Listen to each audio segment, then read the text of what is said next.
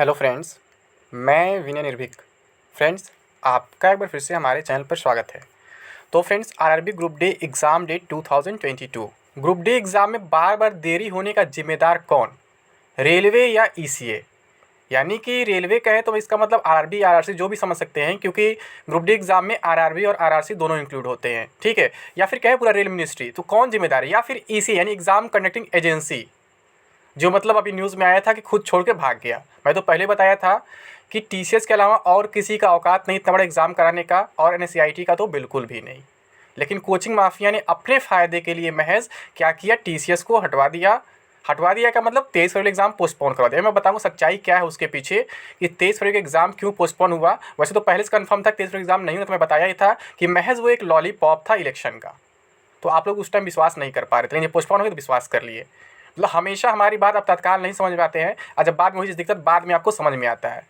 मैं बहुत पहले से चिल्ला रहा था फ्रेंड्स कि फरवरी में कोई भी एग्जाम नहीं होगा, चाहे एनटीपीसी हो या फिर ग्रुप डी हो। वो महज 5 राज्यों में इलेक्शन को देखते हुए डेट्स दिए गए हैं, और इससे पहले भी कई बार डेट्स दिए गए थे। जब बंगाल इलेक्शन आया था तब भी एग्जाम डेट आया था, जब बिहार इलेक्शन आया था तब भी एग्जाम डेट आया था, बट लेकिन केवल एग्जाम डेट आया था, कोई एग्जाम हुआ नहीं। तो ऐसे यूपी इलेक्शन आया तो यूपी सबसे बड़ा माना जाता है इलेक्शन के लिए, ठीक है। तो इस वजह से केवल एग्जाम डेट आया था, और मैं क्या कहा था, कोई भी रीज़न दे के ये लोग एग्जाम पोस्टपोन कर देंगे, तो वो कर दिए थे, ठीक है। तो यहाँ पर मैं बता दूँ फ्रेंड्स, ईसीए की कोई गड़बड़ी नहीं है, ईसीए की कोई कमी नहीं है, ठीक है। रेलवे जबरदस्ती एनसीईआरटी को इस मामले में खींच रहा था, और जबरदस्ती खींचने के पीछे का कारण क्या है? कोचिंग माफिया ही है। क्योंकि आप लोग को मालूम होगा, जब पटना में मीटिंग हुआ था, ठीक है, हाई पावर कमेटी आई थी, तो कोचिंग माफिया ने डायरेक्टली कहा था कि आप टीसीएस को हटा के एनसीईआरटी को रख लीजिए। और क्या है, टीसीएस का नॉमिनेशन प्रोसेस सही नहीं है, बहुत ज़्यादा इसमें गड़बड़ी देखने को मिलता है। किसी के 40 नंबर बढ़ जाते हैं, किसी के 50 नंबर बढ़ जाते हैं, और किसी के माइनस भी हो जाते हैं, जो काफ़ी भेदभाव होता है। इस वजह से टीसीएस को हटा देना चाहिए और एनसीईआरटी को लेना चाहिए। और जबकि आप जानते हैं फिर एनसीईआरटी में क्या होता है, एनसीईआरटी में नॉमिनेशन भी दिखाया नहीं जाता है, केवल आपको पास फेल बताया जाएगा। आपका ना तो रॉ स्कोर दिखाया जाएगा, ना तो आपका नॉर्मल स्कोर दिखाया, मतलब कुछ भी ओपन नहीं किया जाता, सब कुछ अंदर अंदर फिक्स कर जाता है। और कोचिंग माफिया यही चाहता भी था, क्यों? क्योंकि उन्हें पैसे मिले थे काफ़ी कैंडिडेट्स की तरफ से, यानी पैसा देके ज्वाइनिंग कराने के लिए। लेकिन क्या हुआ, एनसीईआरटी खुद बम बोल गया, क्योंकि इतना बड़ा एग्जाम कराना आसान नहीं, भले वो भी कितना पैसा पा जाते, बट इतना बड़ा एग्जाम कराना इतना आसान नहीं है, क्योंकि उतने सेंटर्स भी उनके पास नहीं है, उतना बड़ा मैन पावर भी नहीं है, ठीक है। तो यहाँ कोचिंग माफिया जिम्मेदार है ही है, लेकिन मेनली जो है रेलवे खुद जिम्मेदार है, या इससे कोई गड़बड़ी नहीं। क्यों? मैं बता रहा हूँ कैसे। तो इसका वजह जान लो।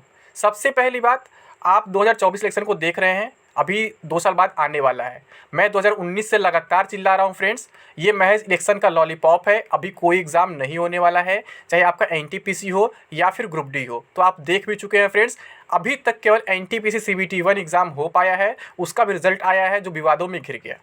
फिर उसका रिवाइज रिजल्ट आया, वो भी विवादों में घिर गया।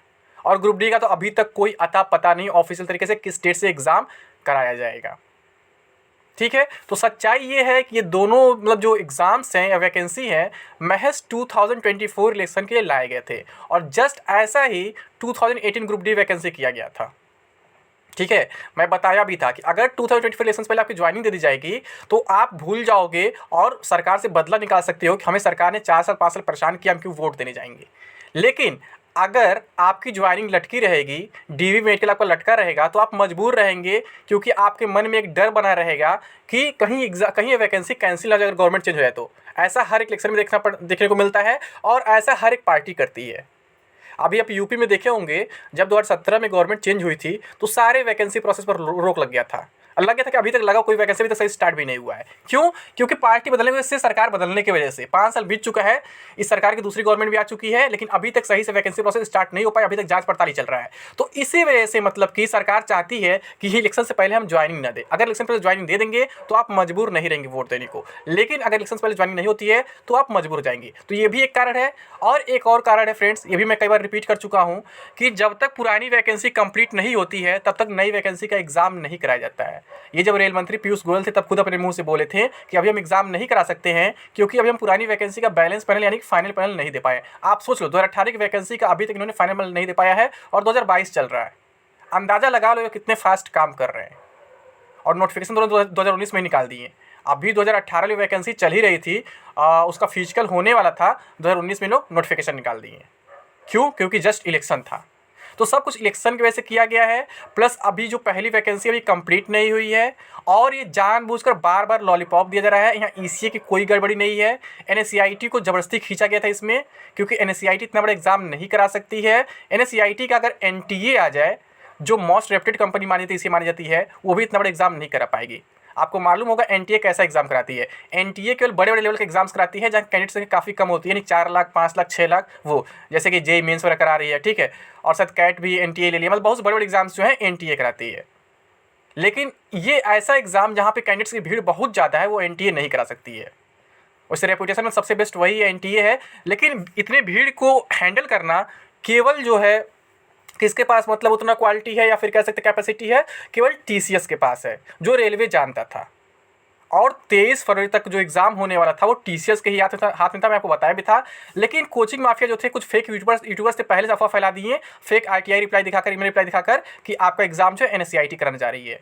कई यूट्यूबर तो अक्टूबर में डेट वायरल कर दिए थे, 21 अक्टूबर से होगा, फिर 21 अगस्त से पहले कई बार डेट्स वायरल कर दिए। मैं आपसे लगातार कहता रहा फ्रेंड्स, ईमेल रिप्लाईज फेक होते हैं, ये आरटीआई रिप्लाई फेक है, क्योंकि इसमें बहुत सी स्पेलिंग एरर है, ग्रामेटिकल एरर है, ऐसे आरटीआई रिप्लाई नहीं आते हैं। और सारी बातें प्रूफ हो चुकी है। फिर से मैं हमेशा कहता हूँ ना कि आप लोग मेरे बात को तत्काल नहीं समझ पाते हो, बस जब टाइम बीत जाता है तब आपको समझ आता है हाँ मैं सही बोल रहा था। तो फ्रेंड्स यहाँ पे अभी कुछ भी नहीं हो पाएगा, आप कितना भी प्रयास कर लो, रेलवे जानबूझ करके लेट कर रहा है, इसमें कोई डाउट नहीं है। अब जुलाई में कहीं से भी पॉसिबल नहीं है, लेकिन मैं बता रहा हूँ फ्रेंड्स, एक बार फिर से देखना, ट्विटर गैंग एक्टिव हो जाएगी। क्यों? क्योंकि अब इनके पास कोई टॉपिक नहीं बचा है ना, कंफर्म हो चुका है इस साल एग्जाम नहीं हो पाएगा। तब ये कहेंगे कि हम आपकी लड़ाई लड़ेंगे, ट्विटर कैंपेन चलाएंगे, ये करेंगे वो करेंगे, और बीच बीच में अपना बैच लॉन्च करते रहेंगे और अपना कोर्सेज बेचते रहेंगे। बेचो कोर्सेज, लेकिन झूठ मत बोलो कि 1 महीने में एग्जाम हो जाएगा, आधे महीने में एग्जाम हो जाएगा। ऐसे झूठा टेंशन मत दिया करो कैंडिडेट्स को। काफ़ी कैंडिडेट्स ऐसे हैं जो इन लोगों के डर फैलाने की वजह से अपना प्राइवेट जॉब छोड़ दिए, जबकि मैं लगातार करता फ्रेंड्स, आप लोग अपना प्राइवेट जॉब मत छोड़ना, अभी एग्जाम नहीं होने वाला है। मैं CBT 2 के बारे में बोला था, ग्रुप डी के बारे में भी बोला था, लेकिन बहुत से लोग मेरे ऊपर विश्वास नहीं कर पाए। ठीक है, एक मेरे सब्सक्राइबर, उन्होंने साफ साफ बताया था कि एक यूट्यूबर कहने पर उन्होंने अपना प्राइवेट जॉब छोड़ दिया और अभी तक एग्जाम नहीं हो पाया है। तो मैं उनसे यही बोला था कि मैं आपसे तो लगातार कह रहा था कि अभी आपको प्राइवेट जॉब नहीं छोड़ना चाहिए, अभी एग्जाम्स नहीं होने वाले हैं। अभी रेलवे के पास बहुत से रीजन एग्जाम पोस्टपोन करने के, जब कोई रीजन नहीं मिलता तो कोविड आ जाए पिछले 2 साल से।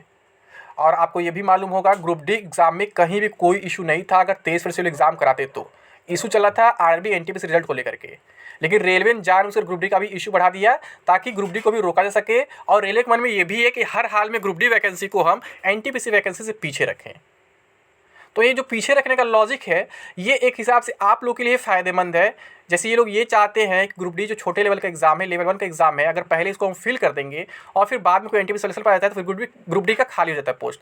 इस वजह से रेलवे चाहता है पहले बड़े पोस्ट का हम सिलेक्शन कराएं। ये बात रेलवे मंत्री ने खुद कह चुका है कि पहले हम लेवल 6 से कराएंगे, फिर 5, फिर 4, फिर 3, फिर 2। बस लेवल 1 उसमें मेंशन नहीं किए हैं, लेकिन उनके कहने का मतलब रिजल्ट यही निकल रहा है कि ग्रुप डी को भी एनटीपीसी के पीछे रखा जाएगा, क्योंकि लेवल 1 की वैकेंसी है और एनटीपीसी में लेवल 6 से लेवल 2 तक की वैकेंसी है।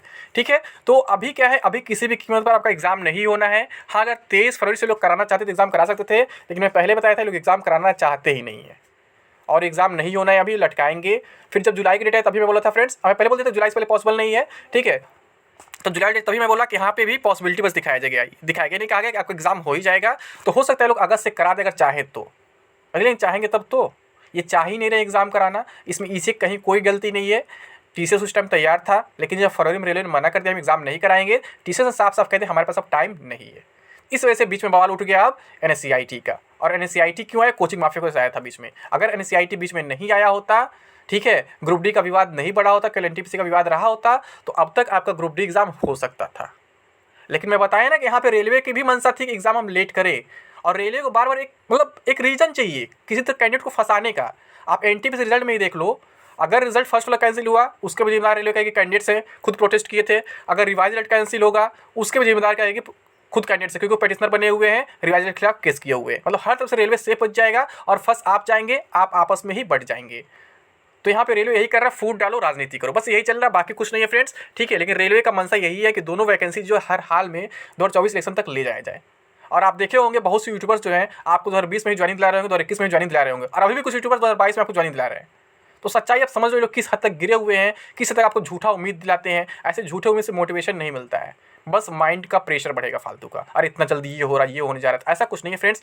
मोटिवेशन जब भी होता है अंदर से आता है, आपके किसी के कहने से नहीं आएगा। लेकिन सच्चाई तो आपको सुनना ही पड़ेगा, जो कड़वी सच्चाई है। रेलवे अभी चाहता ही नहीं दोनों वैकेंसी कंप्लीट हो, और रेलवे जो है ग्रुप डी वैकेंसी को हर हाल में एनटीपीसी वैकेंसी के पीछे रखना चाहता है, क्योंकि इससे सीटें खाली नहीं जाएंगी। थोड़ा सा आप लोग के लिए प्लस पॉइंट हो सकता है, लेकिन फिर भी लेट दोनों में हो रहा है। ठीक है, ग्रुप डी को एनटीपीसी को रोका जा रहा है, और एनटीपीसी को कोर्ट केस दिखाया जाएगा। अभी रिजल्ट में मामला गड़बड़ हुआ था, रेलवे जानबूझ गड़बड़ किया वहाँ पर। ठीक है, तो सब कुछ जानबूझ कर किया जा रहा है। दोनों वैकेंसी तो जो भी सिलेक्शन तक ले ही जाएंगे, क्योंकि अगर पहले कंप्लीट कर देंगे तो उन्हें इतना सैलरी देना पड़ जाएगा, जो इतने पैसों की बचत हो रही है। 5 साल की सैलरी आप जोड़ लो 1-1.5 लाख लोगों का, तो कितनी पैसे की बचत होगी गवर्नमेंट की। ठीक है, और अगर ज्वाइनिंग करा दिए होते तो इन्हें नई वैकेंसी निकालनी पड़ जाती इलेक्शन से पहले। तो इसलिए सब कुछ जानबूझकर किया जा रहा है। अभी आप लोग परेशान मत हो, केवल रेलवे भरोसे मत बैठो, अपना प्राइवेट जॉब करते रहो, अदर वैकेंसी को भी फॉलो करते रहो, अदर वैकेंसी भी एग्जाम देते रहो। ठीक है, अपने स्टेट वगैरह देते रहो, एसएससी या बैंकिंग, ये भी जब ट्राई करते रहो। केवल रेलवे भरोसे काम नहीं होगा, आपको इंग्लिश सब्जेक्ट पढ़ना ही पड़ेगा। ठीक है फ्रेंड्स, तो अभी के लिए बस इतना ही। Thank you. जय हिंद, जय भारत।